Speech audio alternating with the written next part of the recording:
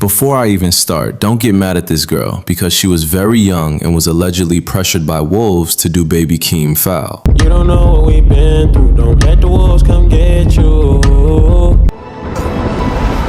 With you, instead he being Turks, paying for sex and popping perks, examples that you don't deserve.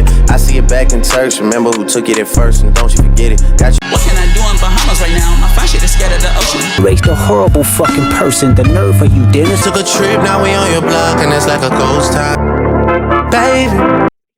In 2015, Baby Keem was effectively unknown to the public. Yeah. Kiki, do you love me? But then we get up at night, ooh. Operating more as a young, developing artist and producer. Kid from New York that spits when he talks all the time. Ooh, I just took that nigga, bitch, I gave it back. Ooh, unapologetic. And a recognized rap name, even as Drake was already starting to notice his potential behind the scenes. Is you potentially working with Drake ever since they saw the picture of him popping up at your show? Yeah. How did you guys connect? Yeah.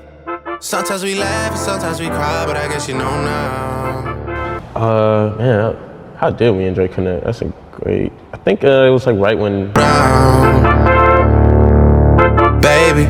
Like he does with every artist, he tried to get closer to him without knowing his relationship with Kendrick. In the late 2010s, he realized who Keem was before the collab and got pissed. So he did what Drake always does, find his girl and take her. Quit texting me, you got an innocent face, I stroke it. You got like Drake's tapped in, so as he should. Baby, where did these niggas be at when they say they doing all this and all? You know, he tapped in, so he as soon as Die For My Bitch came out, he I think it was probably like a few months after he like reached out. Please don't pay that nigga songs in this party, I can't even listen to that. Bro, DOT, the money, power, respect. The last one is back. And DM? He's like, yo, like, bust her up. I just remember like seeing Say yes, a lot of goofies with a check. I mean, a bunch of emojis. And I'm just like, it wasn't even a conversation of working. It was Sometimes we laugh and sometimes we cry, but I guess you know now. my little baby, low-key a flexer. Baby, plan, I'm that guy. Number 2 DM in my bitch. talking about they took my bitch, you know that ain't my only bitch. That's cool, that's why. I hate a bitch that I can't impress. Talking about they took my bitch, you know that ain't my only bitch. Super Mario, he did mention that you and Cardi were supposed to be on What's Next. 1 and 2, I love you to death, but I told you, baby. See what's about to happen next, okay? Okay. Wait, yo, you straight? Yeah, I'm good. No, I'm good. Dog, When you come see the crib, you better die, ho. Brought her to the crib, she walked in front door on some holy shit. I spoke to Super Mario. He did mention that you and Cardi were supposed to be on What's Next. Don't ask for no feature, only rapping on my homie shit. Baby. Young nigga sneaking in through your side, though. Get me on the camera. Okay, explain this weekend drink you be drinking all the time. They want to know what it is. Okay. It's the Honda. It's the Hondalini. We call it the Honda Civic. You know what I'm saying? She was fucking with me back when I would drive the Honda. Yeah. All you do, bust a can of that orange. The can is orange. That's why I say that. Bust a can of that Honda. Young nigga sneaking in through your side, though.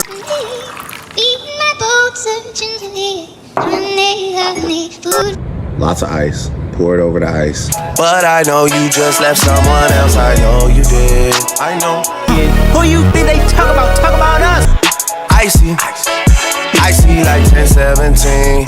Right, and the fucking dead beat that should never say more life. Meet the grams. Stir it up. Okay. And what's the name of it? Huh? What's the name of I it? said it already, bitch. All right. Me personally, I wouldn't take this level of disrespect. Things slow down, baby. Around 2015 to 2017, he allegedly got her, but told her to go to Keem and get him to pillow talk. How the fuck you keep so many secrets? Nigga whole time seen a bitch lying, but my nigga swore I made it up. Needing pillow talk with him, she spilling the tea, and then shawty came back and said she didn't mean it. How you going vegan but still beefing with me again? Time calls from my ex bitch, we are never making up.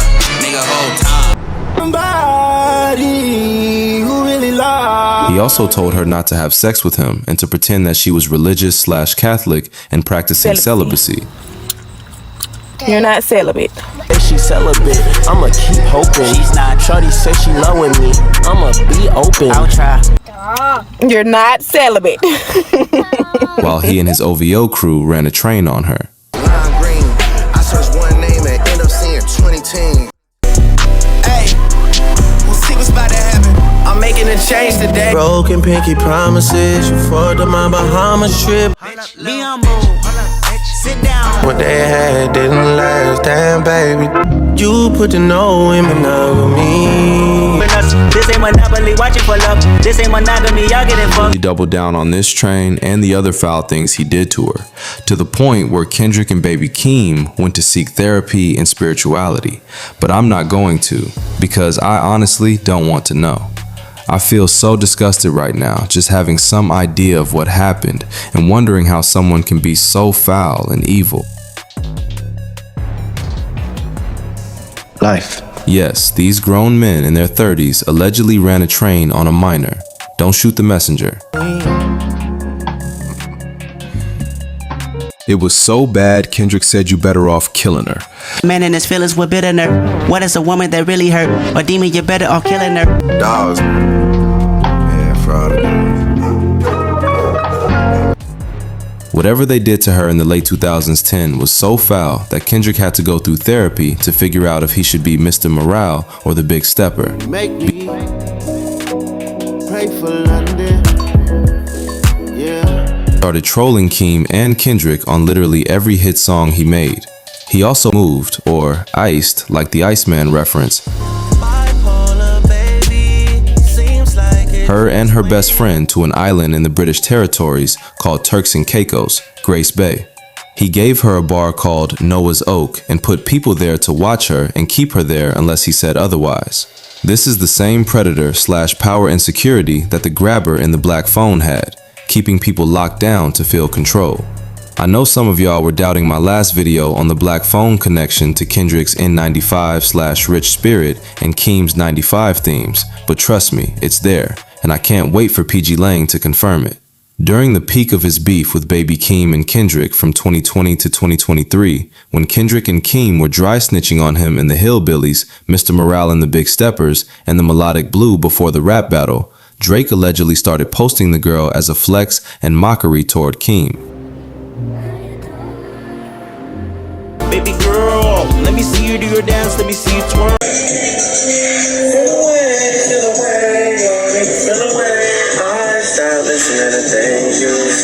Club with your homegirls, take a pic for the gram, show the whole world. Yeah, Is that your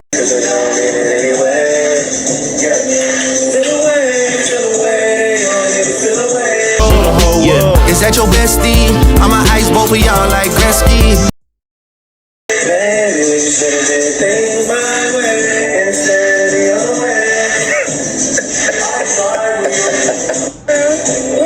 I should've put you somewhere where no one could find you. Drake, I'm tryna hide you. Delete that Instagram by tonight. I'm like Gretzky, I'ma at you like bless me. Man, she not in sticks with nothing around you. And got us in the crib talking about when niggas could've been, should've been. Woulda, shoulda, coulda, nigga, booga, nigga. I'm a fucking caveman, nigga. Baby girl. Nice guys always finish off where they started. Yeah, what they had didn't last, damn baby. Baby girl. Dear baby girl, I should've put you somewhere where no one could find you. Drake, I'm tryna hide you. Delete that Instagram by tonight. I'm like Gretzky, I'ma at you like bless me. in poems with you. Instead, he being Turks, paying for sex and popping perks, examples that you don't deserve. Now that I've laid out all the evidence for who Kendrick, Keem, and even Drake himself are pointing to when they say baby girl, code for baby Keem's ex that Drake literally took, I want to shift gears. I'm about to break down Meet the Grams through the lens of the Black Phone movie that PG Lang is pointing at to show you psychologically who this monster really is. If that sounds like your lane, keep watching and let's really get into it. If not, at least walk away with this. Stop putting money in these demons' hands and be careful who you choose to support. Dear Adonis, I'm sorry that man is your father, let me be honest, / it takes a man to be a man, your dad is not responsive. I look at him and wish your grandpa would have wore a condom. I'm sorry that you got to grow up and then stand behind him. Condom. I'm sorry that you gotta grow up and then stand behind him. On the surface, he's talking to Drake's son. Brutal. See, I'm at these functions accordingly. Kendrick, Lucy, don't slack a minute. Personal, aimed like a sniper. But in the black foam layer, he's talking to Finney. Think about what Finney's life actually looks like before the grabber ever shows up. He lives with Terrence, an abusive alcoholic father. Every scene with Terrence, Finney's body language tells the whole story. Tight, cautious, silent. When Terrence beats Gwen with a belt, Finney doesn't intervene. He pleads from a distance. That is a child who has already learned in his own home exactly how dangerous a man can be. So when Kendrick says, I'm sorry that that man is your father, it lands twice. Adonis has Drake. Finney has Terrence. You got that? Now get out. Dear Dennis, you gave birth to a master manipulator. Blaming you for all this gambling addiction.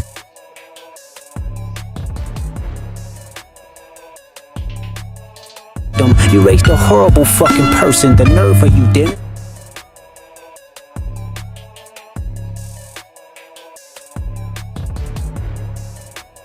Both kids are stuck behind a broken man they're supposed to stand behind. Both kids didn't choose it. Both kids are paying for it anyway. Then Kendrick says, life is hard, I know. The challenge is always gonna beat us home. Life is hard, I know. The challenge is always gonna beat us home. Layer 1, a father speaking to a son, telling Adonis that life hits hard and early. Layer 2, he is describing Finney's entire arc in 9 words. Finney isn't just trying to escape a basement, he's trying to outrun trauma that started long before the black van ever pulled up. Critics of the film consistently point this out. Finney is conflict avoidant because of what home taught him. When the grabber traps him, his first instinct is identical to what he does with Terrence. Submit, obey, stay still, and hope the adult doesn't explode. The grabber is the final boss version of everything Terrence already trained Finney to fear. So when Kendrick says, the challenge is always gonna beat us home, hear it both ways. Before you can get home safe, you have to beat the monster you were raised beside. You are just like fucking dad. Putting your head in the sand and numbing yourself into oblivion. Whoa!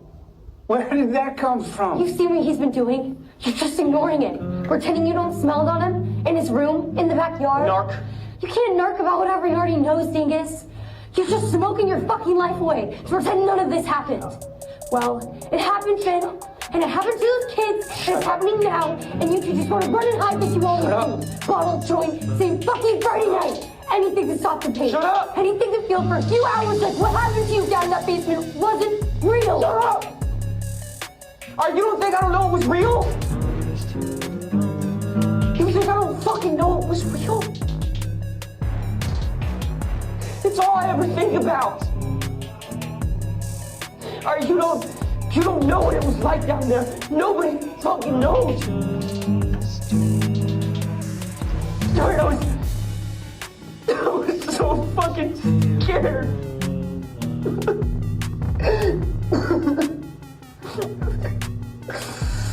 Oh, God, I don't want to be angry anymore.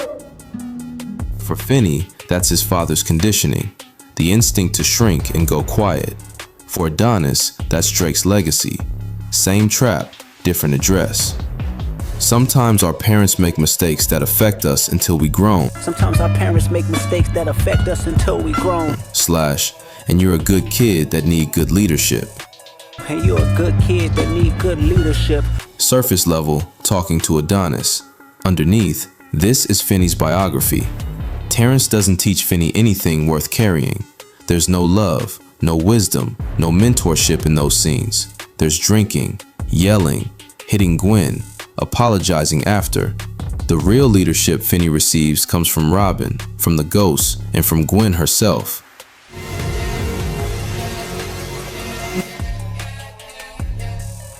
Miss you, Robin.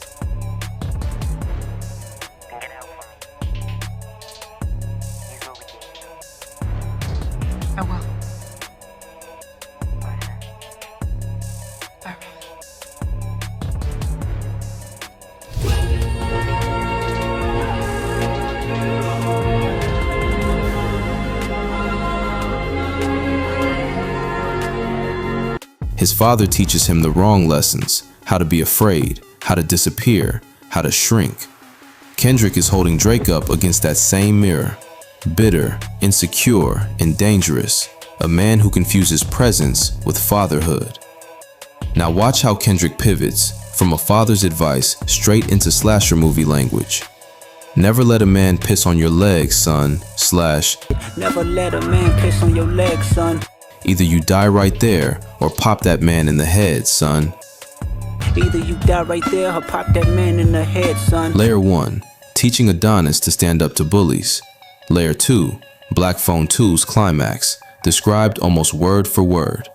In the sequel, the grabber's vengeful spirit returns. He haunts a Christian summer camp. Kids die. The cycle repeats until Finney and Gwen face him one final time. And at the end, Finney uses an axe. Fatal blow. The head. Pop that man in the head is literally what happens. And that is why, throughout the entire Drake beef, Kendrick keeps referencing Headshot of the Year. From V12, it's a fast one. Last one. Headshot for the year. You better walk around like Daft. It's not just trash talk. It's a callback to a script he already wrote. Even the frozen lake is woven in. In Black Phone 2, the grabber's hidden bodies are buried under ice in a frozen lake. And Drake, in his own visuals, keeps placing icy lakes in cold water at the center of his imagery. So when Kendrick says, "That's how we treat your moms," he's describing every man who cannot handle a gifted woman, spiritual, different, powerful, and so he tries to beat it out of her. He's telling Drake's mom, "You know what alignment feels like, and you know what it feels like when someone tries to knock you out of it." And he's telling us, Gwen's entire arc is fixing her mother's broken alignment, pulling her visions, her faith, and that black phone into one clear, righteous direction.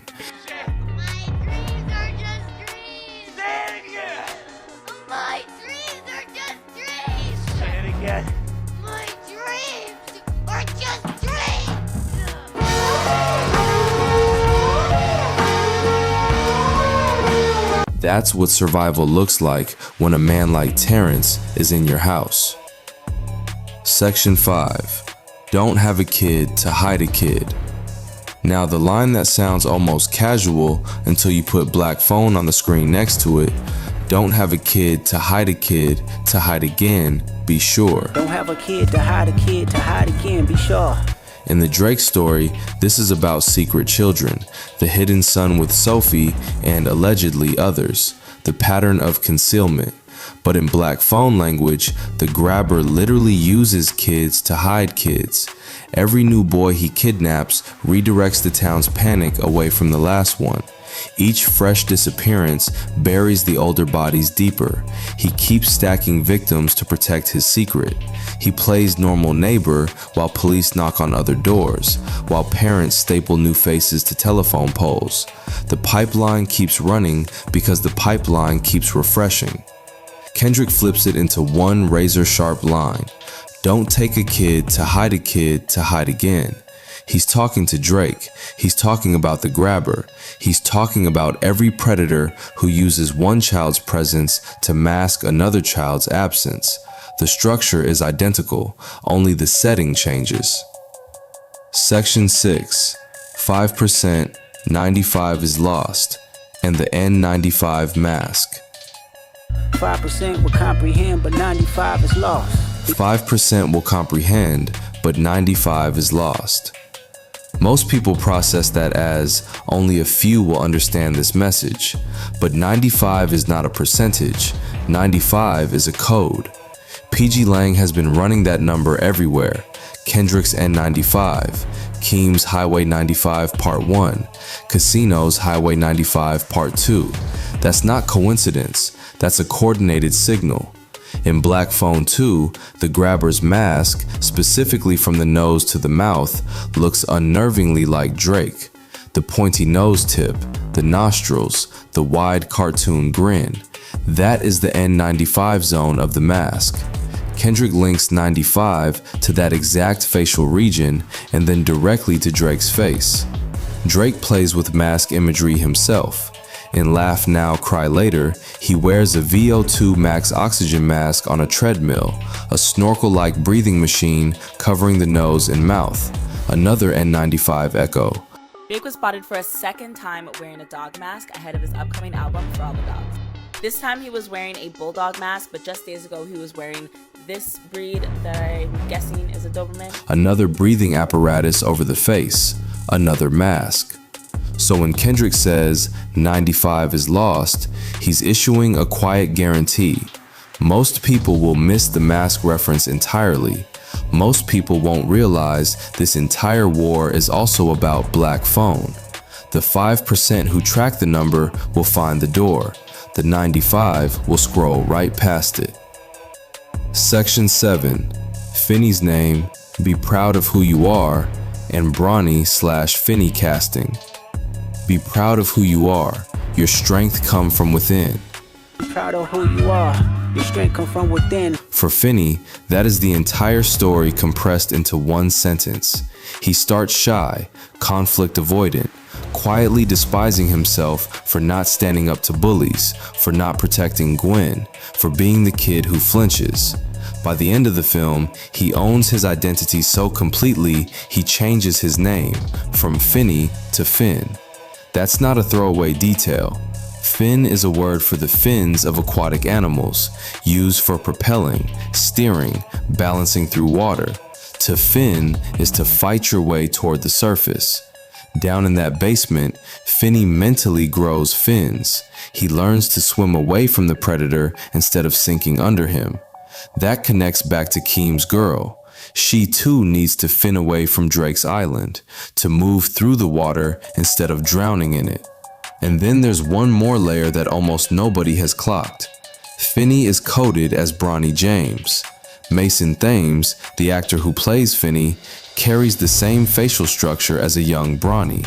Quiet, intense, operating under enormous pressure from powerful men around him. Kendrick and Dave Free then recreate the kidnapping staging in the Hillbillies video.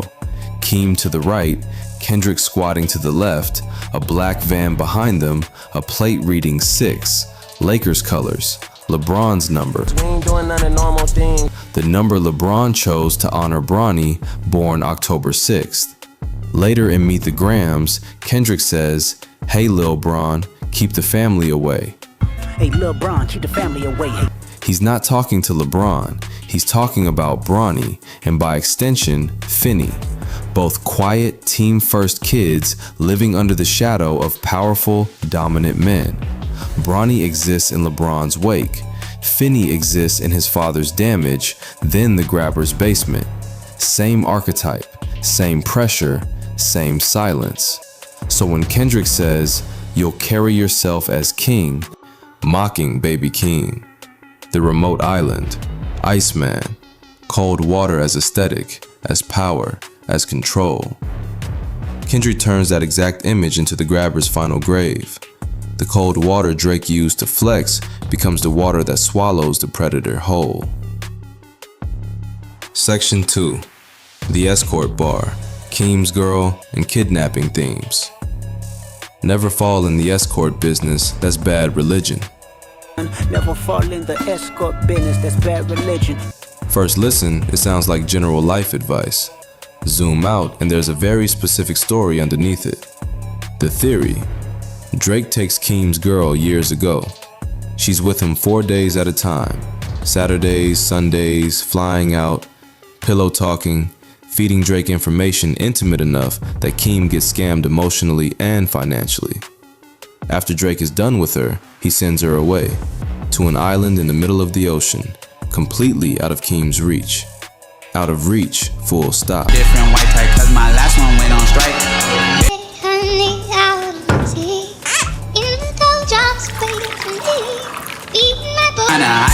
Delete that Instagram by tonight. That's why Kendrick calls it bad religion. This isn't just a moral critique of transactional sex, it's a spiritual betrayal. And it lays the exact template for Black Phone's abduction architecture. A man using movement, secrecy, and isolation to control young people's lives. The island is the basement. The ocean is the 4 walls. Please remember, you could be a bitch even if you got bitches.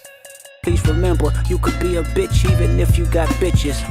After that, Drake's records flood with subliminals, bragging about taking Keem's girl effortlessly, rubbing it in the grooves of every song. Kendrick's rebuttal is ruthless in its simplicity. It doesn't matter how many women you sleep with, you can still be cowardly. You can still be predatory. You can still be small. The number of victims does not make you large. It makes you the grabber. Section 3. Corners. The grabber's weak points and Drake's angles. Then Kendrick drops the corner line. Never code switch, whether right or wrong, you're a black man. Never code switch, whether right or wrong, you're a black man. / don't cut them corners like your daddy did. Fuck what Ozempic did. Don't cut them corners like your daddy did. Fuck what Ozempic did. And then he explodes the word corner into every meaning it carries simultaneously.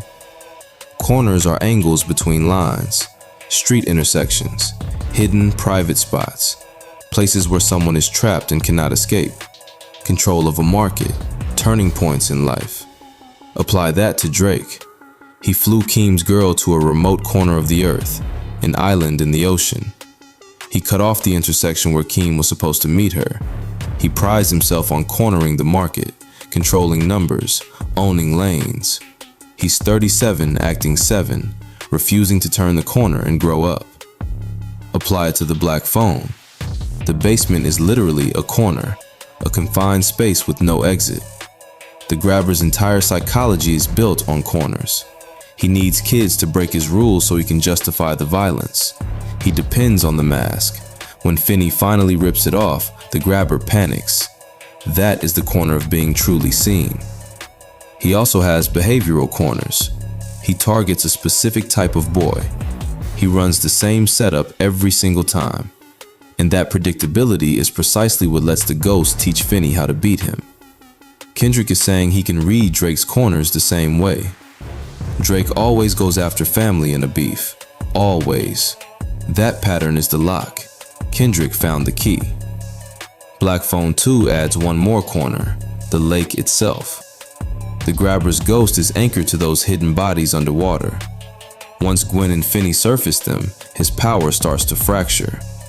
Then the axe, the skull cracked on the ice, the victims dragging him under. That is what exposure does. It finishes what fear couldn't. Kendrick's Don't Cut Corners line does the same work morally. Drake cuts corners spiritually. The grabber cuts corners with his naughty boy games, his manufactured discipline, his pretend rules. The only way forward, for Finney, for Gwen, for anyone in that war, is to stop shrinking from the corners and drag them into the light. Section 4. Terrence's shame and don't be ashamed about who you with. Kendrick keeps tightening the Terrence to Drake to grabber triangle. Don't be ashamed about who you with. That's how he treats your moms. Don't be ashamed about who you with. That's how he treats your moms. Don't have a kid to hide again. Be sure. Terrence is ashamed of Gwen's mom's visions. He treats her gift as madness, as a curse, as something demonic. And when Gwen inherits the same ability, he beats her for it, for even mentioning it to the police. He punishes the gift by punishing the child. Black Phone 2 then retcons everything. Gwen's mother didn't die by suicide. She was killed by the grabber.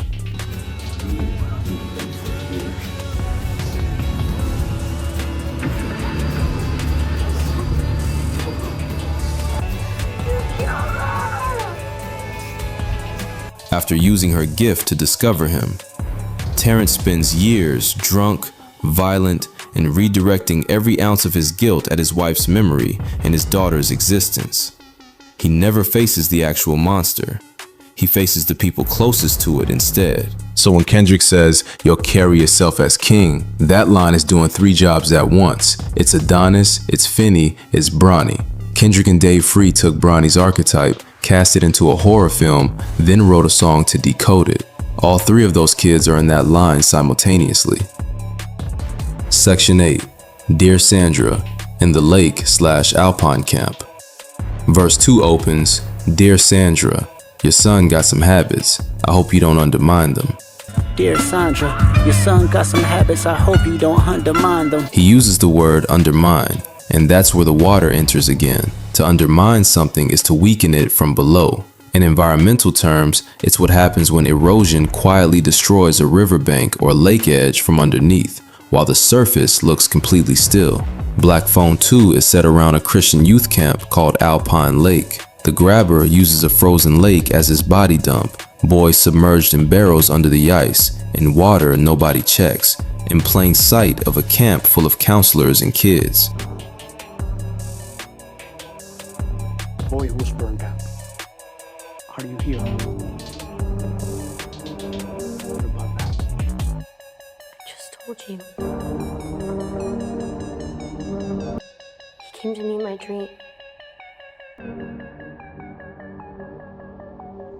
He wants me to find him. They all do. They can't rest until they're found. Whoa. Hear that, Mondo? Mondo.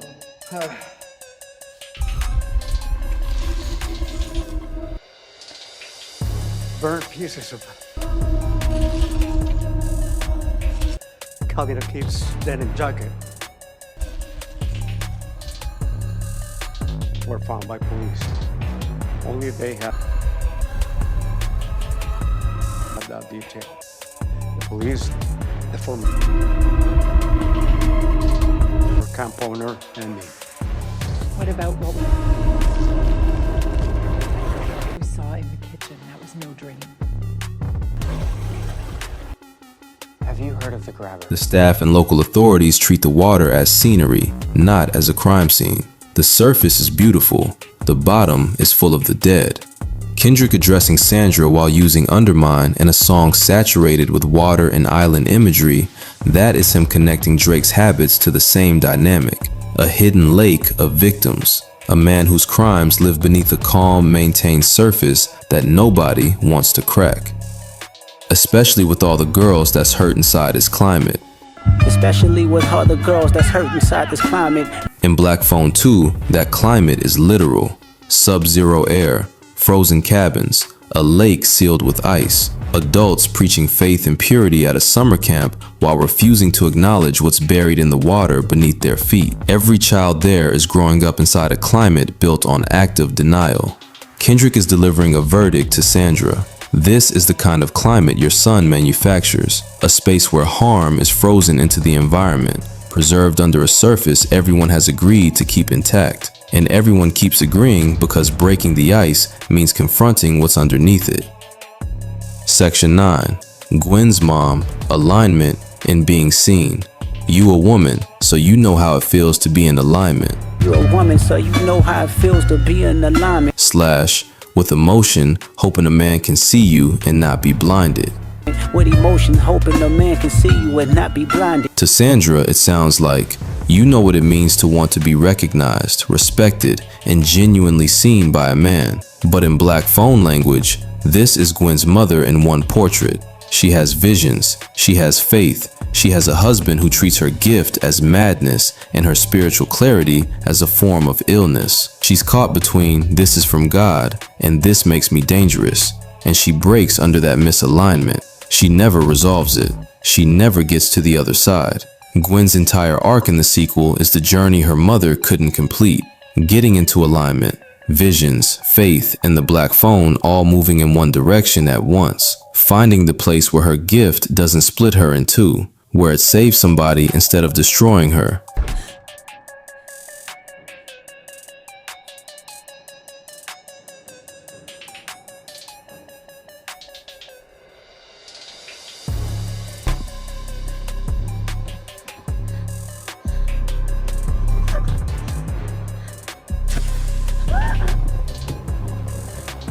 Oh God, I feel crazy. You were dreaming, you're okay.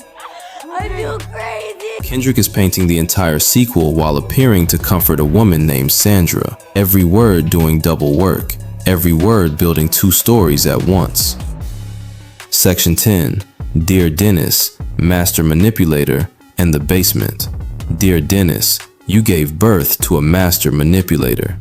Dear Dennis, you gave birth to a master manipulator. In Black Phone terms, that is the grabber's complete psychological profile. Different mask expressions engineered for different emotional states. Naughty boy traps where he deliberately leaves the door unlocked to bait kids into apparent disobedience. Voice shifts, gentle to raging, calibrated to keep them perpetually off balance.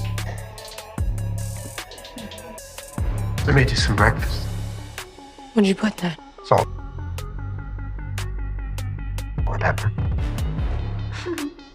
I know you're not sleeping. Don't eat it. You're already down here. What do I need to drug you for? Hey, I'm starving. Tell me your name. What?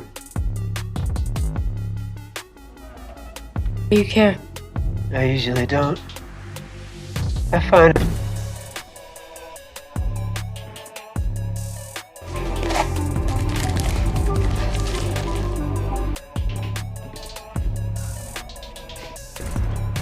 I almost let you go.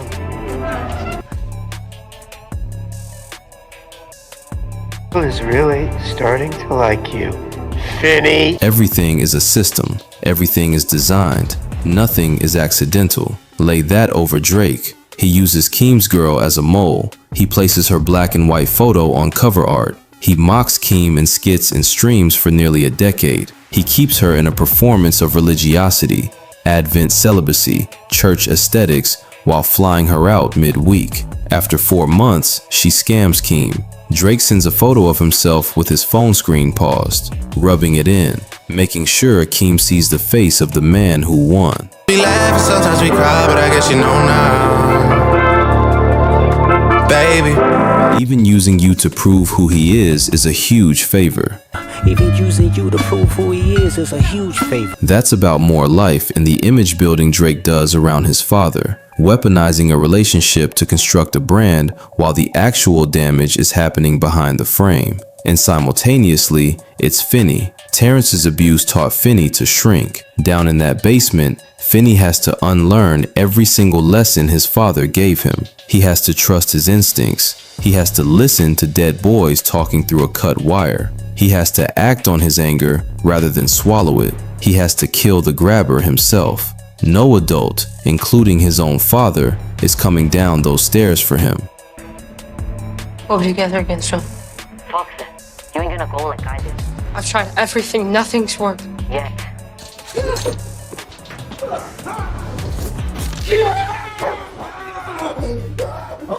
Robin. You remember what I told you? That I needed to see Texas Chainsaw Massacre. Before that.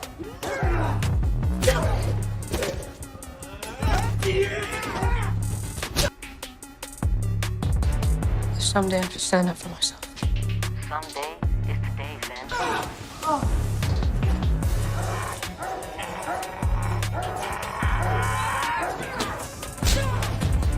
Today is the day you stop taking shit from anybody. Not a fighter like you, Robin. You can even take it. You've always been a fighter, Finn. His arm is mint. Section 11. Missing posters, more paper, and the predator's victim string. I think you should ask for more paper and more paper. I think you should ask for more paper and more paper. / and more paper. And more paper. That paper is missing posters. Every time the grabber takes another child, the neighborhood covers another telephone pole with another child's face. Kendrick is telling Dennis, you should want more documentation of what he's doing. More paper exposing the crimes, not more records obscuring them. Then, I'm blaming you for all this gambling addiction. I'm blaming you for all this gambling addictions. / psychopath intuition, the man that liked to play victim. Psychopath intuition, the man that liked to play victim. The grabber in one line. His predator intuition surfaces in every test. The unlocked door, the mask changes, the calculated observation of how each boy responds to fear. His victim act surfaces the moment a child runs. Now you made me angry.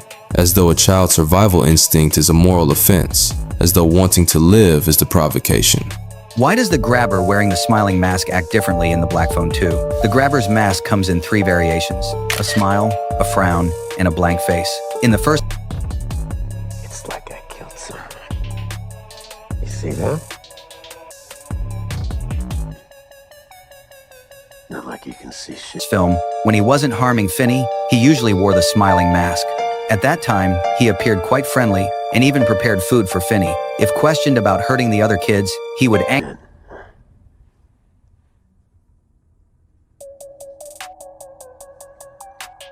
know you're scared. angrily defend himself, claiming it was someone else. But we all know he was the real villain. The different masks represent different facets of the Grabber's personality. The Naughty Boy game only truly begins when he... I'm not gonna hurt you anymore.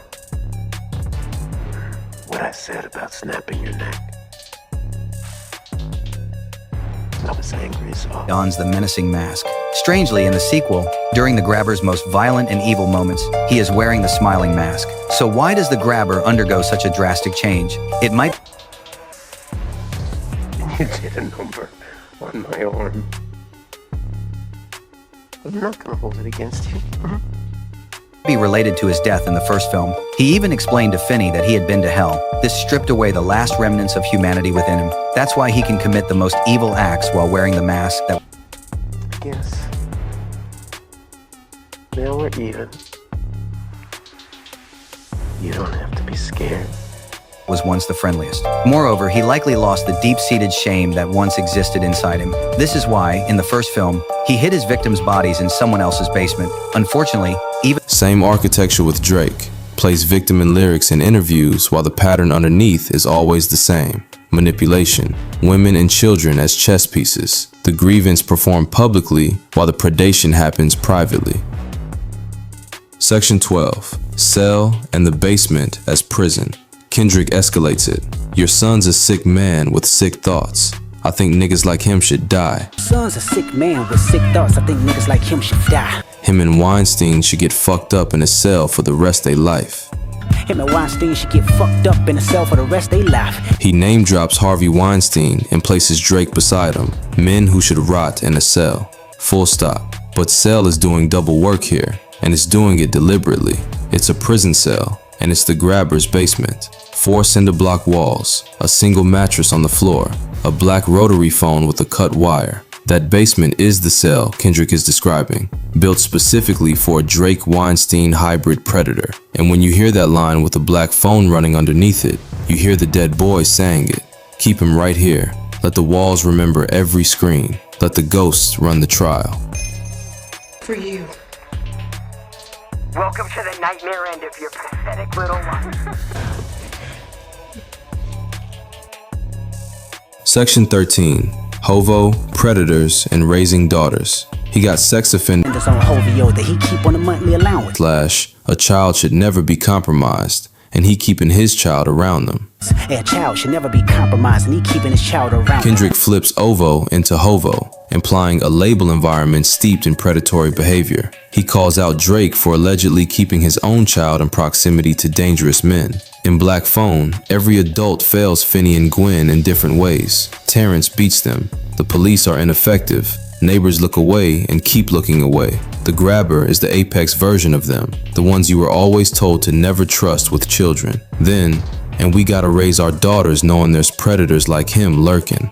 And we gotta raise our daughters knowing there's predators like him lurking. Drake's documented pattern, sleeping with enemies' partners, questionable age dynamics, recruitment through his network, makes him a real-world Grabber archetype in Kendrick's framing. Raising daughters in that world means teaching them to recognize the men who smile like magicians and move like hunters, the ones whose houses look normal from the street. Fuck a rap battle, he should die, so all of these women can live with a purpose. Fuck a rap battle, he should die, so all of these women can live with a purpose. The Black Phone echo here is total. Finney doesn't kill the Grabber to win a fight. He kills him so every boy who came before him gets justice.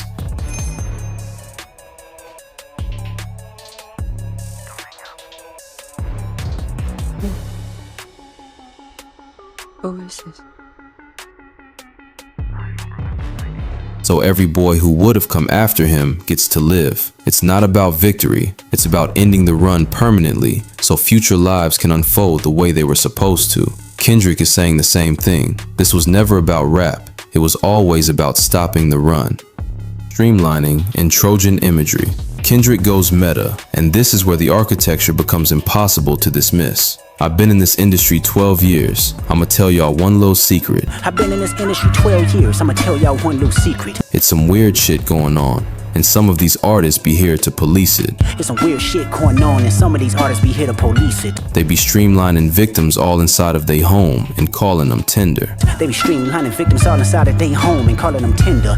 In black phone terms, streamlining victims is the grabber running his basement as a pipeline. His house is the infrastructure. Kids cycle through. He calls it discipline. He calls them naughty boys. He dresses it in the language of a game to make it seem like something other than what it is. Hello?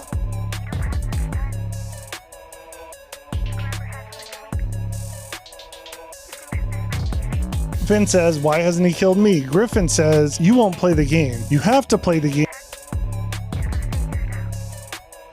Who's gonna figure it out? If you don't play, he can't win. Well, I looked up some stuff on this whole game, and I'm just going to read it to Are you Griffin? Griffin's side. you. So, the whole game, he wants to break their will, not just imprisonate them.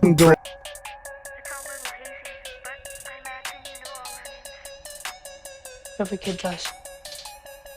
Imprisonate. Did I say imprisonate? Yeah, in prison. I don't know you.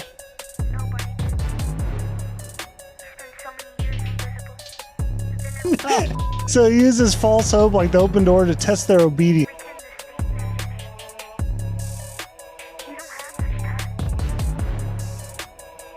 When they disobey, he justifies the violence in his own twisted logic. So the grabber is addicted to control and guilt, not just randomness. Every part of the game is structured to make the victim believe that they bring the punishment on themselves. Then Kendrick adds, then leak videos of themselves to further push their agendas. Then leak videos of themselves to further push their agendas. This connects to Drake making Keem's girl post a photo of him in a Trojan shirt, a Trojan horse, something that appears safe, romantic, intimate, designed specifically to breach defenses and cause harm from inside. Shortly after, Drake's nude leaks online. The body as a weapon, the image as a campaign. Sex weaponized to fuel an agenda while everyone around it is watching the wrong thing. Section 15. Dear Baby Girl, Keem's girl, and Gwen. Verse 3. Dear Baby Girl. Dear baby girl. Baby girl is doing two things at once. It's Keem's girl and it's Gwen. Pulling Drake's laugh now, cry later, he says baby 5 times in the hook and verse. I took a half and she took the whole thing. Slow down. Baby repetition, that Ghost Town baby line, the Nike imagery and the ghost aesthetic, all of it reads differently. The girl moved out. The home went empty. A ghost town is what's left. We took a trip, now we on your block and it's like a ghost town. Baby. Ghost Town also maps directly onto Black Phone's neighborhood. Streets lined with missing posters, children vanishing in sequence, an entire community haunted by a predator no one wants to acknowledge out loud. I'm sorry that your father not active inside your world. I'm sorry that your father not active inside your world. That's Gwen again. Terrence is physically present, but he is not there in any way that keeps his children safe. He is active as an abuser, not as a protector. He punishes Gwen for her dreams. He terrorizes both of them with unpredictable rage. He denies her gift and calls it danger. He don't commit to much, but his music, yeah, that's for sure. He don't commit to much, but his music, yeah, that's for sure. Back to Keem's girl. Drake's only real commitment is using her as a weapon in songs. Almost a decade of that. A prop to wound Keem with. A supporting character in someone else's war. He a narcissist, misogynist, living inside his songs. He a narcissist, misogynist, living inside his songs. Yeah, didn't last, damn baby. Slash, try destroying families rather than taking care of his own. Try destroy families rather than taking care of his own. You know, he tapped in. But I guess you know now, baby. That is the entire pattern named cleanly. Instead of building his own family, Drake derives something from dismantling other people's. That's not ambition, that's pathology. and Kendrick names it as such, not as a clap, but as a diagnosis. Section 16. Frozen, Alpine Lake, and Grace Bay. Should be teaching you timetables or watching Frozen with you. Should be teaching you timetables or watching Frozen with you. Frozen in black phone terms is the Alpine Lake at Camp Alpine. 3 boys sealed in barrels under the ice. A surface people skate on while trauma stays locked underneath. It's been a long fight. It's been a long fight, and I just had to. The final confrontation happening directly on top of years of hidden family secrets. The ice holding everything down until it can't anymore. Kendrick is telling baby girl, instead of being on a luxury island, an island functioning as a black phone lake, calm blue water with horror underneath, your father should be home, watching animated movies, being present, or at your 11th birthday singing poems with you. Or at your 11th birthday singing poems with you. Instead, he be in Turks paying for sex and popping perks. Instead, he be in Turks paying for sex and popping perks. Examples that you don't deserve. Examples that you don't deserve. Last one is better. Say it's a lot of goofies with a check. But I would like to say it's not your fault that he's hiding another child. Like to say it's not your fault that he's hiding another child. Give him grace. This the reason I made Mr. Morale. Give him grace. This the reason I made Mr. Morale. So our babies like you can cope later. So our babies like you can cope later. Cope is the same. To cope, to manage emotionally, to survive, to keep going through what you didn't ask for. A cope is also a ceremonial cloak worn by priests. Drake made Keem's girl perform religiosity, Advent celibacy, a church aesthetic worn like a costume while she flew out mid-week. That's the cope as clergy garment, sacred looking on the outside, hollow at the center. Kendrick sees it as sacrilege and builds Mr. Morale and the Big Steppers as the antidote, a manual for surviving exactly that kind of violation. And he's speaking directly to Gwen. Gwen's mother's name in the film is Hope. Gwen's entire journey is learning to cope with her father's abuse, her mother's death, her visions that everyone treats as a problem, and then trusting those visions enough to save Finney anyway. Her faith is the weapon. Her dreams are the phone line. Give you some confidence to go through something, it's hope later. Give you some confidence to go through something, it's hope later. That's Gwen on the bicycle. Rain coming down, yellow jacket soaked through, following the vision, finding the house, bringing the police.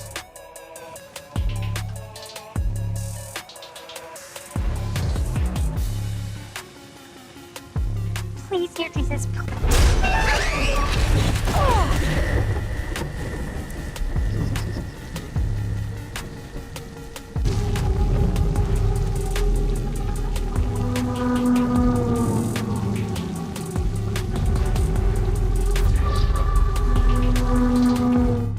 Hope not as an emotion, as a direction, as momentum, as the act of moving toward the thing you're afraid might not be there. Section 18. Feral behavior and ghost love. I never want to hear you chase a man cause it's feral behavior. I never want to hear you chase a man cause it's feral behavior. Feral, wild, beyond domestication, driven by instinct rather than conscience. That describes the grabber with surgical accuracy. A man who lives in a house, drives a van, attends local events, and hunts children from inside all of it. Stalking, trapping, living in a basement with a dog while maintaining the appearance of a normal neighbor. It describes Finney's forced condition too, reduced to feral survival in a cinder block room, fighting and clawing toward the surface because no other option remains. You need to know that love is eternity and trumps all pain. You need to know that love is eternity and trumps all pain. This is Black Phone's entire spiritual logic stated plainly. The love from those dead boys does not vanish when they die. It travels. It moves through the phone. Gwen's mother, Hope, loves her children through dreams that cross time. That eternal love, not violence alone, is what ultimately defeats the grabber. The boys train Finney. They reach back from the other side of death and they teach him how to win. Love that survives death beats a predator that only understands fear. Section 19. Rain, bikes, and play this when it rains. I'll tell you who your father is. Just play this song when it rains. Tell you who your father is, just play this song when it rains. In the black phone, Gwen finds Finney's location during a rainstorm. She's on her bicycle, soaked through her yellow rain jacket, riding on instinct. The sky opens, the vision locks in. She sees the right house. Kendrick telling baby girl to play this song when it rains is him stepping into the role of the black phone itself. This song is the cut wire that still rings. Play it when the downpour hits, emotionally, literally, spiritually. When the weather turns and everything feels impossible, this song will tell you exactly who your father is. Use it the way Gwen used the storm, not as a reason to stop, as a reason to move faster. Section 20. Dear Aubrey, Crash, and the Lack of Protection. Verse 4. Kendrick finally arrives. Dear Aubrey. Dear Aubrey, I know you probably thinking I wanted to crash your party. He mentions Crash, the LAPD's anti-gang unit, a division built specifically to confront organized predation in a city that kept producing it.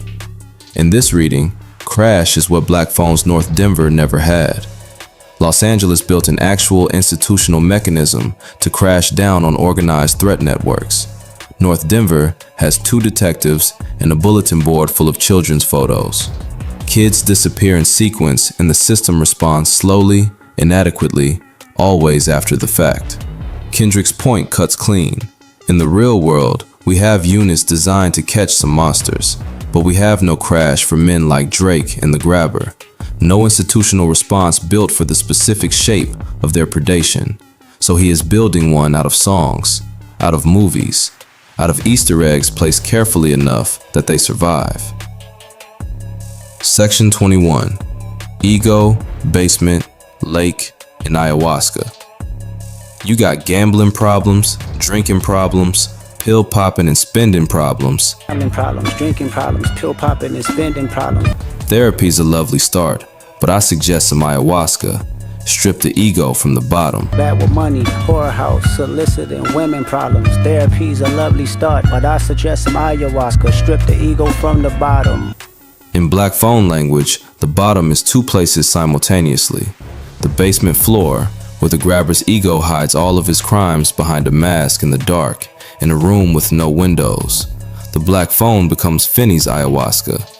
Each call from a dead boy forces him to shed another layer of fear, to strip away the obedient, shrinking child self and step, reluctantly, then fully, into who he actually is. The bottom of the lake, where the buried subconscious waits. The boys and barrels under the ice are repressed memories given a physical address, and Gwen's vision of diving into that water is the exact image of ego stripped from the bottom. Secrets dragged upward through freezing water, into the light, into the air, so they can finally break the monster that hid them there. Ayahuasca doesn't fight the darkness, it makes you go through it. That's Finney. That's the phone. That's the lake. Section 22. Take that mask off, and the grabber's achievement. Finally, one of the heaviest bars in the entire song. Take that mask off, I want to see what's under them achievements. Take that mask off, I want to see what's under them achievements. This is not about plaques. This is not about Grammy nominations. In heraldry, an achievement is the complete armorial display. Shield, helmet, crest, mantling, wreath, motto, 6 pieces, the full visual identity of a house, a family, a legacy. Drake's brand is a coat of arms, OVO, the owl, the 6, the mansion, the chrome hearts, the cars, every element placed precisely, every visual communicating power, lineage, and belonging.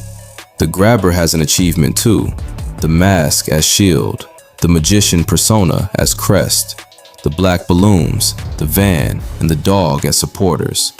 The unspoken motto, I'm just playing a game. The black and white color scheme as his twisted, heraldic palette. the basement as the ground, the compartment everything sits on and grows from. Kendrick's demand is total. Strip it all. No mask, no crest, no motto, no six, no achievements, no display.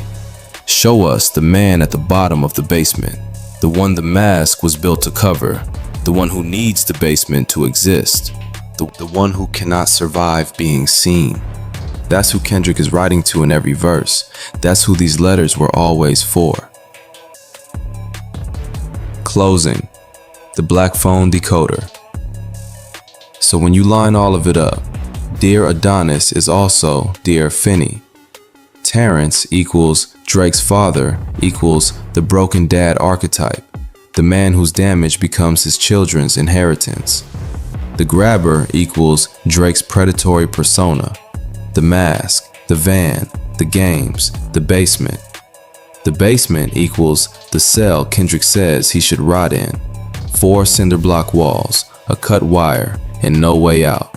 Ask equals the N95 equals Drake's face equals the full heraldic achievement Kendrick demands he remove.